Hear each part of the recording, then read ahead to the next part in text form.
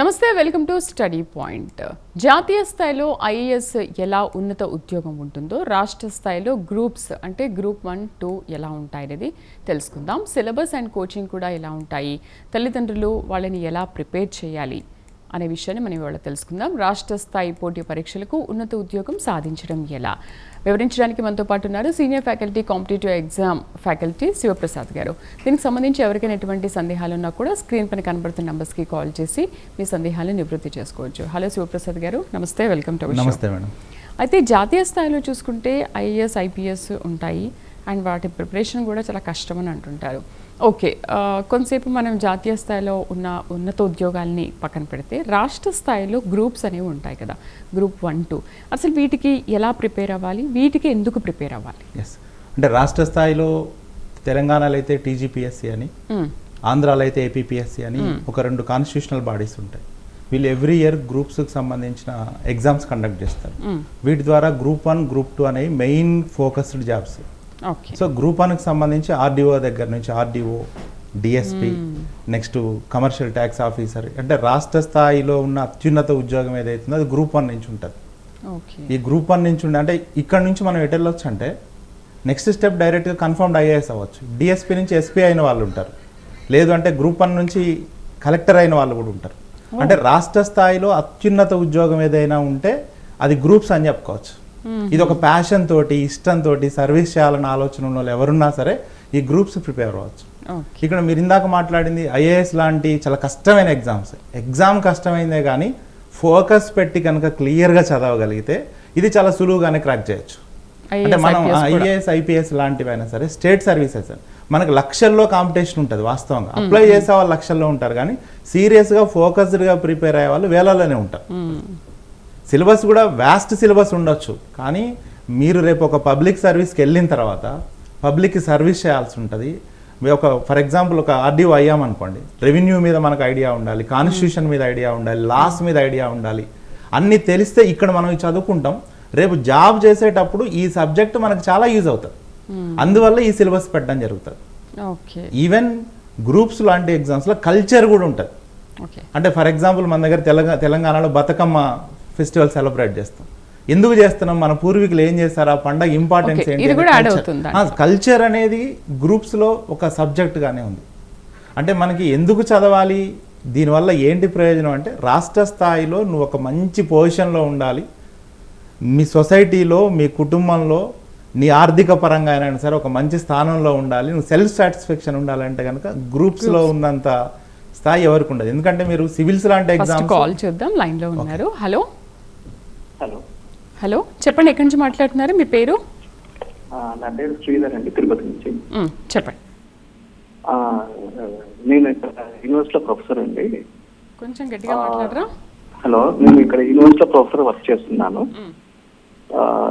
నాది ఒక చిన్న అడిషన్ అనుకోండి, డౌట్ కాదు. ఇప్పుడు ఎలాగైతే ఐఐటి, జేఈ వాటికి ఒక కరికులం ప్రకారం కోచింగ్ ఇస్తున్నారో, వై నాట్ ఫర్ గ్రూప్ 1 అనేది అంటే పబ్లిక్ అవగాహన కల్పించి అంటే కరికులంతో పాటే రెగ్యులర్ స్టడీస్గా వాళ్ళు ప్రిపేర్ చేస్తే ఈ ప్రజెంట్ ఉన్న సిచ్యుయేషన్లో ఎంతసేపు ఉన్న ఐఐటి, జేఈ, నీట్ ఇవే ఉంటుంది పేరెంట్స్లో, దాన్ని ఓవర్కమ్ చేయడానికి ఇలా చేస్తే బాగుంటుందేమో అనేది నా ఒపీనియన్ అండి. అది మీరు ఎలా దాన్ని ఆన్సర్ ఇస్తారు చెప్పండి. యాక్చువల్గా మంచి ఆలోచన సార్, ప్రొఫెసర్ కాబట్టి. ఎస్, మంచి ఆలోచనే. వాస్తవంగా డిగ్రీలో కానీ బీటెక్లో కానీ కొన్ని సబ్జెక్ట్స్ ఉన్నాయి, కల్చర్ కానీ హిస్టరీ, హెరిటేజ్ లాంటి సబ్జెక్ట్స్ ఉన్నాయి, కానీ వాటిని ఫోకస్ పెట్టట్లే. అంటే మన ఇప్పుడున్న ఎడ్యుకేషన్ సిస్టంలో నువ్వు చేస్తే సాఫ్ట్వేర్కి వెళ్తావా లేదా ఇంకో ప్రైవేట్ జాబ్ చేస్తావని ఆలోచన ఉంది, కానీ డిగ్రీ లెవెల్లో ఆర్ బీటెక్ లెవెల్లోనే కొంత కాంపిటేటివ్కి సంబంధించిన అవగాహన ఇస్తే కనుక సార్ చెప్పినట్టు చాలా బెటర్. మీరు ఇంటర్, డిగ్రీ నుంచి కనుక ఇదే హిస్టరీ, ఇదే పాలిటీ, ఇదే జాగ్రఫీ ఇలాంటి సబ్జెక్ట్స్ కొంచెం ఐడియా ఇస్తే, ఇంట్రెస్ట్ క్రియేట్ చేస్తే, అట్లీస్ట్ కనీసం ఆ స్టూడెంట్స్కి న్యూస్ పేపర్ చదవడం నేర్పించినా వీళ్ళు కాంపిటేటివ్ ఈజీగా క్రాక్ చేయగలుగుతారు. సార్ చెప్పిన ఆలోచన మంచిదే. స్టేట్ గవర్నమెంట్స్ కొన్ని ప్లాన్ చేస్తున్నాయి. అయితే ఇప్పుడు మామూలు ప్రైవేట్ స్కూల్స్లో కూడా 7th, 6th, 8th క్లాస్ నుంచి ఫుల్ ఫ్లెడ్జ్డ్గా ఐఐటీలో జాయిన్ అవ్వాలి అని అనుకుంటే ఐఐటీ ఆ కోర్సెస్ కూడా ఒక స్పెషల్ క్లాస్ దానికోసం పెడుతూ ఉన్నారు.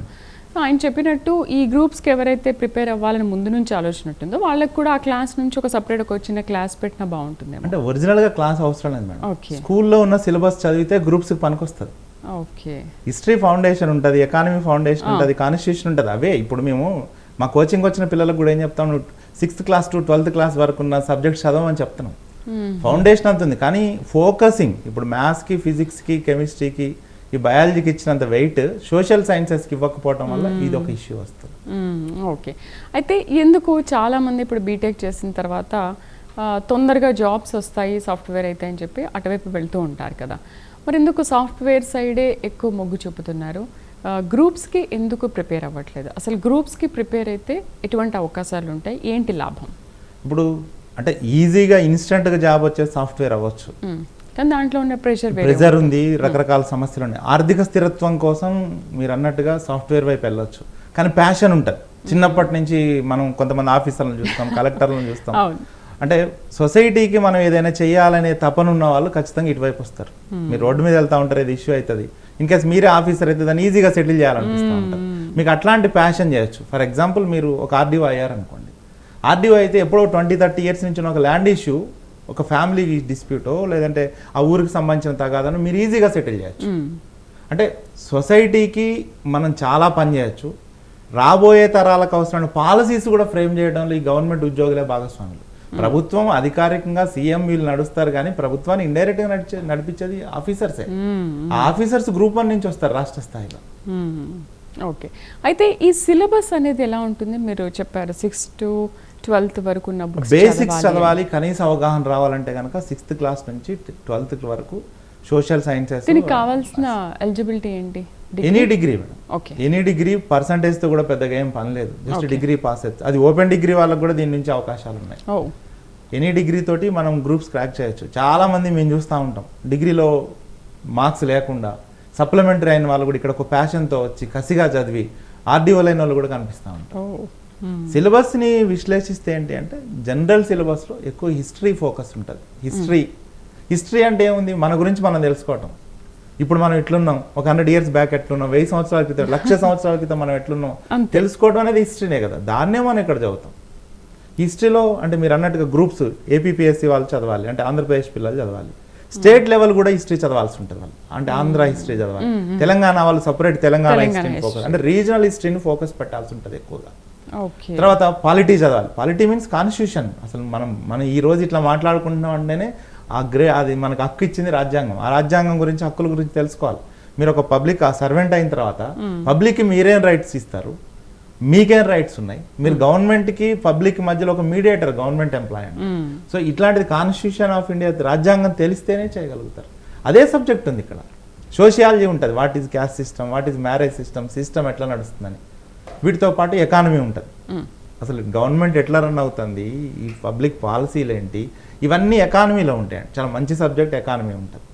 వీటితో పాటు గవర్నెన్స్ ఉంటుంది. మీరు ఒక పబ్లిక్ సర్వెంట్ అయిన తర్వాత ఎట్లా పరిపాలించాలనే సబ్జెక్ట్స్ కూడా ఉంటాయి. అంటే సింపుల్గా మనం రియల్ లైఫ్లో ఏవైతే చూస్తామో అవే సబ్జెక్ట్స్. కాకపోతే వాటిని సబ్జెక్ట్స్ డివైడ్ చేసి భయపెడతారేమో, కానీ మీకు ఒక ప్యాషన్తో కనుక ఇక్కడికి వచ్చి కాంపిటేటివ్ ఫీల్డ్కి వచ్చి మీరు సబ్జెక్ట్ని ఒక పద్ధతిగా నేర్చుకుంటే ఇది చాలా ఈజీ. ప్లస్ ఇక్కడికి వచ్చే పిల్లలు కూడా మెచ్యూరిటీ ఉన్న పిల్లలే వస్తారు. ఆ క్లారిటీ ఉన్నప్పుడు ఆటోమేటిక్గా జాబ్ సాధించుకోవచ్చు. అయితే దీనికి బ్యాక్గ్రౌండ్ సిఈసి, బిఏ, హెచ్ఈపి ఇలాంటివి ఉంటే ఈ కోర్సెస్ ఉంటే బెస్ట్ ఆప్షన్ కదా. ఇప్పుడు బైపీసీ, ఎంపీసీ చేసిన వాళ్ళకి ఇందులో మళ్ళీ వచ్చి కొంచెం చదువుకోవాలంటే కష్టం. ఆల్రెడీ ఈ బ్యాక్గ్రౌండ్ ఉన్న వాళ్ళకైతే ఈజీనే, కొంత ఈజీ అవ్వచ్చు, కానీ అట్లానే మొత్తం ఉద్యోగాలు వాళ్ళకి వస్తాయి అనుకోద్ది. మొన్న తెలంగాణ పబ్లిక్ సర్వీస్ సంబంధించి వచ్చిన గ్రూప్ 1, గ్రూప్ 2 బీటెక్ పిల్లలు క్రాక్ చేస్తారు. మెడిసిన్ వాళ్ళు కొడతారు. ఇంట్రెస్ట్ అంటే కసితోటి మనం ఒక టార్గెట్ ఫిక్స్ చేసుకొని మనం సాధించాలనుకున్న ఒక ప్లాన్ ప్రకారం ఒక మంచి గైడెన్స్ కూడా చాలా ఇంపార్టెంట్. మనం సొంతగా చదివితే కుదరదు ఇదంతా. ఒక గైడెన్స్ ఆర్ కోచింగ్ సెంటర్ ఏదైనా తీసుకొని అయినా సరే మంచి గైడెన్స్ సెలెక్ట్ చేసుకొని వెళ్తే కొట్టచ్చు. మీరు అన్నట్టుగా కొంత బెనిఫిట్ ఉంటుంది. మీరు హెచ్ఈపీ హిస్టరీ చదివిన వాళ్ళకి, బేసిక్ డిగ్రీలో ఇంటర్లో చదివిన వాళ్ళకి కొంత బెనిఫిట్ ఉండొచ్చు. 100% వాళ్ళకే వస్తాయని చెప్పడానికి లేదు. ఇంట్రెస్ట్ అది కూడా వాళ్ళకు ఉంటే, ఇప్పుడు బీటెక్ వాళ్ళకు వచ్చింది అని అంటే వాళ్ళ ఇంట్రెస్ట్. మెడిసిన్ ఎంబీబీఎస్ పిల్లలు కూడా గ్రూప్స్ క్రాక్ చేస్తారు. అంటే ఆర్డీఓ అయితే ఒక ఫర్ ఎగ్జాంపుల్ ఒక విత్ ఇన్ 5-6 yearsలో కలెక్టర్. ఓకే. అయితే ఇప్పుడు గ్రూప్ 1లో మనం చూసుకుందాం. గ్రూప్ 1లో ఆర్డీఓ దగ్గర నుంచి అసలు అంటే అన్ని జిల్లా స్థాయి ఉద్యోగాలు ఉంటాయి మేడం. First district level or divisional level jobs group 1 group 1లో గ్రూప్ 1లో for example deputy tahsil, deputy collector, RDO ఉంటుంది, డిఎస్పీ ఉంటుంది, కమర్షియల్ ట్యాక్స్ ఆఫీసర్ ఉంటుంది, లేబర్ కమిషనర్ ఉంటుంది, మున్సిపల్ గ్రేడ్ లేబర్ కమిషనర్ ఉంటుంది. అంటే అన్ని డివిజనల్ స్థాయిలో లేదా జిల్లా స్థాయిలో ఉండే కీ పోస్టులు అన్నిటి గ్రూప్ 1లో ఉంటుంది. ఓకే. అదే గ్రూప్ 2లో వచ్చినప్పటికీ మండల స్థాయిలో అంటే డిటి ఉంటుంది, డిప్యూటీ తహసీల్దార్ రెవెన్యూ డిపార్ట్మెంట్లో, కమర్షియల్ డిపార్ట్మెంట్లో ఏసీటీఓ ఉంటుంది, మున్సిపల్ కమిషనర్ గ్రేడ్ 2 ఉంటుంది. ఇట్లాంటివన్నీ గ్రూప్ 2లో ఉంటాయి. కానీ సిలబస్ అంతా ఒకటే, syllabus different, examination pattern different. Syllabus ఒకటే ఉంటుంది, ఇంచుమించుగా గ్రూప్ 1కి గ్రూప్ 2కి సిలబస్ ఒకటి ఉంటుంది. కానీ గ్రూప్ 1 అనేది ఫస్ట్ ప్రిలిమినరీ ఎగ్జామ్ ఉంటుంది, ఆబ్జెక్టివ్ ఎగ్జామ్. అది క్వాలిఫై అయిన తర్వాత మెయిన్స్ ఎగ్జామ్ ఉంటుంది, డిస్క్రిప్టివ్లో రాయాల్సి ఉంటుంది. ఇప్పుడు తెలంగాణలో అయితే ఇంటర్వ్యూ కూడా లేదు, ఓకే, డైరెక్ట్ ఎగ్జామ్స్ రాస్తాం, అది క్లియర్. అదే మీరు గ్రూప్ 2కి వచ్చేటప్పటికి గ్రూప్ 2లో ఉన్న 4 పేపర్స్ అంటే జనరల్ స్టడీస్ ఉంటుంది, పాలిటీ, ఎకానమీ, హిస్టరీ లాంటి సబ్జెక్ట్స్ ఉంటాయి. ఇట్లా తెలంగాణ మూవ్మెంట్ ఉంటుంది తెలంగాణ. ఆంధ్రాలో అయితే సపరేట్ ఆంధ్ర రీజనల్ హిస్టరీ. ఇది ఆబ్జెక్టివ్ టైప్ ఆఫ్ ఎగ్జామ్. ఇక్కడ multiple choice, question and answers బిట్సే ఉంటాయి. సో ఇది గ్రూప్ 2 ఎగ్జామ్ ప్యాటర్న్. కానీ మీరు గ్రూప్ 1 గ్రూప్ 2 కలిసే ప్రిపేర్ అవ్వడానికి వీలుగా సిలబస్ ఇచ్చిన బోర్డ్స్ మొత్తం. సో ఇప్పుడు ఇది రాసిన వాళ్ళు అది కూడా రాయొచ్చు, ఈజీనే. అంటే మనం నేను ఏమంటే ప్రిపేర్ అయ్యే స్టూడెంట్స్కి మనం లిక్విడ్ లాగా ఉండాలి. మనం ఒకటి ప్రిపేర్ అయితే ఏ నోటిఫికేషన్ వస్తే దానికి అనుకుంటా మన సిలబస్ మేకప్ చేసుకోవాలి. లేదు నేను ఇట్లా గ్రూప్ 1 గ్రూప్ 2 పట్టుకొని అట్లా రిజిడ్గా ఉండకూడదు. అదే సిలబస్ని నువ్వు గ్రూప్ 1కి ఇచ్చినా, గ్రూప్ 2కి ఇచ్చినా, ఐఏఎస్కి ఇచ్చినా అదే అయినప్పుడు దాన్ని నువ్వు వాడుకునే విధానం మారాలి తప్ప కొత్తగా టెన్షన్ పడాల్సింది. గ్రూప్ 1 అని పెద్ద సిలబస్, గ్రూప్ 2 అని తక్కువ సిలబస్ అట్లా ఏం లేదు. సిలబస్ ఇచ్చే కోణం మారుతుంది తప్ప రిమైనింగ్ సిలబస్ అంతా ఒకేలా ఉంటుంది. ఓకే. సో ప్రిపరేషన్ అనేసరికి ఏంటి, ఎలా ఇప్పుడు మన ఇన్స్టిట్యూట్కి వస్తారు, వచ్చిన తర్వాత బ్యాక్గ్రౌండ్ అది ఏంటి, ఏం చదువుకున్నారు చూస్తారు. ఈ ప్రిపరేషన్ అంతటికి ఎంత టైం పడుతుంది? నోటిఫికేషన్ పడేదాకా మనం ప్రిపేర్ అవుతూ ఉండాలి అంతే. అంటే నోటిఫికేషన్ గురించి ఒక స్టూడెంట్ ఆలోచించకూడదు. యుద్ధం స్టార్ట్ అయిన తర్వాత ఆయుధాన్ని రెడీ చేయొద్దు, ముందు ఆయుధం రెడీ చేసిన తర్వాత యుద్ధానికి పోవాలి మనం. అంటే మీరు నోటిఫికేషన్ కోసం వెయిట్ చేసిన తర్వాత టైం ఎక్కువ దొరకకపోవచ్చు, టెన్షన్ ఉంటుంది. అంటే మీకు ఒక ప్యాషన్ ఉంటే ఒక 1 or 2 years మీరు టార్గెట్ చేసి ఈ 1 or 2 years for example coaching సెంటర్కి వచ్చారనుకోండి. ఫర్ ఎగ్జాంపుల్ మాదే మెరిట్ మైండ్స్ అని కోచింగ్ సెంటర్ ఉంది హైదరాబాద్లో. ఈ కోచింగ్ సెంటర్కి వస్తే మేము ఏం నేర్పిస్తాం, బేసిక్స్ నుంచి నేర్పిస్తాం. అంటే వాడు స్టూడెంట్కి ఆయనకు సంబంధించిన బేసిక్స్ ఏం లేకపోయినా అంటే ప్రైమరీ థింగ్స్, ప్రాథమిక అంశాల నుంచి మేము క్లాసులు చెప్తూ వస్తాం. ప్రిపరేషన్ కోచింగ్ అయితే మినిమం ఒక 6 to 7 months తీసుకోవాల్సిందే. రోజుకి 5 to 6 hours క్లాసెస్ ఉండాలి. ఎక్స్పర్ట్స్ ఉంటారు మనం క్లాసెస్లో కూడా మినిమం 10 years. నాకు 15 years ఎకానమీ ఎక్స్పీరియన్స్ ఉంది ఇందులో. ఈ ఫ్యాకల్టీని యూటిలైజ్ చేసుకొని నోట్స్ తీసుకొని plus at the same time ఏం చేయాలంటే మెటీరియల్ పాయింట్ ఆఫ్ లో కూడా ఇష్యూ ఉంది మార్కెట్లో. ఏ బుక్ పడితే ఆ బుక్ చదవకుండా స్టాండర్డ్ బుక్స్, ఇది చాలా పెద్ద doubt. Standard books, Telugu academy ఇచ్చిన బుక్స్ కానీ లేదంటే యూనివర్సిటీస్ ఏవైతే బుక్స్ ఇస్తాయో ఆ బుక్సే స్టాండర్డ్. అంటే ఏంటంటే ఒక పబ్లిక్ సర్వీస్ కమిషన్ ఒక క్వశ్చన్ తప్పు అని మనం ప్రూవ్ చేయాలి. క్వశ్చన్ ఇచ్చాడు, మన అడుగుతారు ఈ క్వశ్చన్ తప్పు ఉన్నాయా చూడ, మన కీలో ఇస్తారు. అప్పుడు మనం ఎందులో మెన్షన్ చేస్తాం, యూనివర్సిటీలు రిలీజ్ చేసిన బుక్స్ కానీ తెలుగు అకాడమీ బుక్స్ కానీ మనం చదివితే మంచిది. ప్రైవేట్ పుస్తకాలు మనం రిఫరెన్స్కి వాడాలి తప్ప కన్ఫర్మేషన్ మాత్రం మనం ఆ బుక్స్లో స్టాండర్డ్ బుక్స్లోంచి తీసుకోవాల్సి ఉంటుంది. At the same time every year government బడ్జెట్లు ఎకనామిక్ సర్వేలు ఇస్తుంది. ఎకానమీకి సంబంధించిన డేటా అఫీషియల్ వెబ్సైట్స్ నుంచి లేదా బడ్జెట్ సెషన్స్ నుంచి మనం తీసుకోవాల్సి ఉంటుంది. ప్రత్యేకించి మెరిట్ మైండ్స్లో ఏంటి, ఎలాంటి కోచింగ్ ఇస్తారు, పిల్లల్ని ఏ విధంగా ఎంచుకుంటారు? మెరిట్ మైండ్స్ విషయానికి వచ్చేటప్పటికి ముందు సీనియర్ ఫ్యాకల్టీ ఉన్నారు, స్టూడెంట్ ఫ్రెండ్లీ ఫ్యాకల్టీ ఉంటారు. అంటే మీరు బీటెక్ బ్యాక్గ్రౌండ్ నుంచి వచ్చిన పిల్లలకి ఫర్ ఎగ్జాంపుల్ హిస్టరీ తెలియదు, కాన్స్టిట్యూషన్ తెలియదు, అవన్నీ ముందు బేసిక్ క్లాసెస్ చెప్తాం. బేసిక్ క్లాసెస్ చెప్తూ అన్ని సబ్జెక్ట్స్ ఇంటర్లింకేజ్ ఏం టాపిక్స్ ఉన్నాయో వాటి గురించి డిస్కస్ చేస్తాం. అంటే ఇప్పుడు హిస్టరీలో ఉన్నదే సోషియాలజీలో వస్తుంది, సోషియాలజీ ఉన్నది ఎకానమీ. అంటే కొన్ని సబ్జెక్ట్స్ లింక్, ఆ లింక్ని మనం చేయగలగాలి. వీటితో పాటు మేము ఒక చాప్టర్ కంప్లీట్ అయిన తర్వాత ఎవ్రీ వీకెండ్ ఎగ్జామ్స్ కూడా కండక్ట్ చేస్తాం. ఫైనల్ గా వీళ్ళకి అండ్ గ్రూప్ 1 గ్రూప్ 2 అందరికి, అంటే ఇప్పుడు బీటెక్ బ్యాక్గ్రౌండ్ నుంచి వచ్చిన వాళ్ళకి అండ్ సిఎస్సి బ్యాక్గ్రౌండ్ నుంచి వచ్చిన వాళ్ళకి ఇద్దరికి ఒకేసారి జరుగుతుంది. అంటే మేము బేసిక్స్ క్లాసెస్ లో అవన్నీ ఇద్దరిని కలిపేస్తాం. ఇద్దరు ఈక్వల్ అవుతారు ఫస్ట్. ఇద్దరు ఈక్వల్ అయిన తర్వాత కొంత సిలబస్ మూవ్ అయిన తర్వాత ఎగ్జామ్స్ కండక్ట్ చేయడం, వాటిని మానిటరింగ్ చేయడం. ఫైనల్ గా అంత సిలబస్ అయిపోయిన తర్వాత అప్ టు ఎగ్జామ్ దాకా ప్రాక్టీస్ ఎగ్జామ్స్ కూడా కండక్ట్ చేస్తాం. ఎందుకంటే చదవడం, వినడం ఎంత కష్టమో చదవడం అంత కష్టం. తర్వాత ఇన్ని చదివిన దాన్ని ప్రజెంట్ చేయడం చాలా ఇంపార్టెంట్. మనకు చాలా నాలెడ్జ్ ఉంటుంది, ఎగ్జామ్లో అది నువ్వు ప్రజెంట్ చేయాలంటే నీ దగ్గర ప్రాక్టీస్ ఎగ్జామ్స్ ఉండాలి. మేము సబ్జెక్ట్ చెప్పడానికి ఎంత ఫోకస్ ఇస్తున్నామో, క్లాసెస్ చెప్పడానికి స్టూడెంట్ వినడానికి ఎంత ఇస్తున్నామో, ప్రాక్టీస్ ఎగ్జామ్స్ కూడా అంతే ఇస్తాం. ఓకే. మీరు మన గ్రూప్ 1 చూస్తే 100+ జాబ్స్ ఉన్నాయి మా దగ్గర నుంచి. గ్రూప్ 1లో ఆర్డీఓస్ ఉన్నారు, మెరిట్ మైండ్స్ నుంచి. మెరిట్ మైండ్స్ నుంచి ఉన్నారు. సూపర్. సో కాబట్టి అంటే ఫ్యాకల్టీకి తెలియాలి, ఫ్యాకల్టీకి స్టూడెంట్కి ఒక కనెక్షన్ ఉండాలి. సో కోచింగ్ అనేది హెల్ప్ అవుతుంది ఖచ్చితంగా. అంటే కోచింగ్ లేకుండా కూడా వచ్చే పిల్లలు ఎన్ని రోజులు ఉంటుంది కోచింగ్? మినిమం 6 to 8 months తీసుకోవాలి, ఉండాల్సిందే. 6 to 8 months క్లాసెస్ జరగాల్సి ఉంటుంది. తర్వాత ప్రాక్టీస్ ఎగ్జామ్స్ అప్ టు మేమైతే ఏం చెప్తున్నామంటే స్టూడెంట్స్కి, ఇన్స్టిట్యూట్కి మీరు ఎగ్జామ్ జరిగేదాకా కనెక్షన్లో ఉండండి. ఇచ్చే మెటీరియల్ కానీ లేదు అంటే మేము పెట్టే ప్రాక్టీస్ ఎగ్జామ్స్ కానీ రెగ్యులర్ టచ్లో ఉండండి. మా దగ్గర మెంటర్స్ కూడా ఉంటారు. మీకు ఆ డౌట్ వస్తే మెంటర్స్తో మాట్లాడవచ్చు, వచ్చి వాళ్ళు కూడా గైడ్ చేయగలుగుతారు. అండ్ డిగ్రీ చేస్తూ కూడా ఆ పిల్లలు మీ దగ్గర కోచింగ్ తీసుకోవచ్చా, లేదు ఆఫ్టర్ డిగ్రీనే? లేదు, సివిల్ సర్వీసెస్ కుంది సాకార్ అని ఒక ప్రోగ్రామ్ ఉంది, డిగ్రీ పిల్లలకి అది ఇస్తున్నాం. అది గ్రూప్స్కి అయితే అట్లాంటి ప్రోగ్రామ్ ఏం లేదు ప్రెసెంట్ అయితే. ఆఫ్టర్ డిగ్రీ ఇంకా ఆఫ్టర్ డిగ్రీ కోచింగ్ కంప్లీట్గా కోచింగ్ ఉండాల్సిందే. అంటే వాళ్ళు ఆలోచించడం కూడా జాబే ఆలోచించాలి. అసలు ఎంతమందికి వస్తుంది శివప్రసాద్ గారు గ్రూప్ 1? అంటే మీరు అప్లై చేసే వాళ్ళకి సీరియస్గా ప్రిపేర్ వాళ్ళకి మధ్యలో చాలా వేరియేషన్ ఉంటుంది మేడం. ఎలా? ఇప్పుడు ఫర్ ఎగ్జాంపుల్ 1 lakh అప్లికేషన్స్ వచ్చినాయి అనుకోండి, అందులో సీరియస్గా ప్రిపేర్ అయ్యే వాళ్ళకి 5,000 ఉంటారు. అయ్యో, మనం కాంపిటీషన్ 5,000 అంటే డిగ్రీ అయిన ప్రతి వాళ్ళు ఒక జాబ్ పడింది కదా అప్లై చేయాలనుకున్న వాళ్ళ సంఖ్య చాలా ఎక్కువ ఉంటుంది. నోటిఫికేషన్స్ ఇంతకుముందు కొంచెం కన్ఫ్యూజన్ ఉండే, ఇప్పుడు గవర్నమెంట్స్ కూడా క్యాలెండర్ ఇస్తానంటారు. అంటే calendar, year calendar in the sense ఈ ఇయర్ గ్రూప్ 1 ఎన్ని ఉన్నాయి, గ్రూప్ 2 ఎన్ని ఉన్నాయి అని చెప్పి ఒక ప్యాటర్న్కి వచ్చే ప్రయత్నం యూపీఎస్సీలో అట్లా జరుగుతుంది. స్టేట్ పబ్లిక్ సర్వీసెస్ కమిషన్స్ కూడా రెగ్యులర్గా కనుక అట్లాంటి ఆలోచన చేస్తే స్టూడెంట్ 1 or 2 years ప్రిపేర్ అయ్యి నోటిఫికేషన్తో క్రాక్ చేయొచ్చు. ప్లస్ ఇవి మీరు గ్రూప్స్ ప్రిపేర్ అయితే ఓన్లీ గ్రూప్ 1 గ్రూప్ 2 కాదు, ఇన్ కేస్ అవసరం అయితే సెంట్రల్ లెవెల్ జాబ్స్ మనం అటెంప్ట్ చేయొచ్చు.